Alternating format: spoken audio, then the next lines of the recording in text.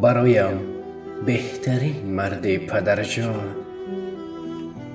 با صد مهرم بپرورده پدرجان. به دستم هدیه می داده با شوق، چو می گفتم چی آوردی پدرجان.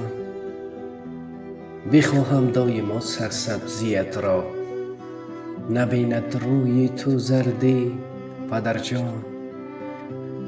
تو هستی بر سرم خورشید تابان، نبینم هیچگه سردی پدرجان. نکوکاری به مردم پیشه توست، به خلق خویش همدردی پدرجان. زی بس اندر ره پاک خدایی، از این راهت نمی گردی پدرجان.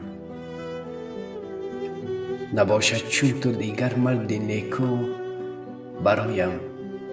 برایم بهترین مردی پدرجان.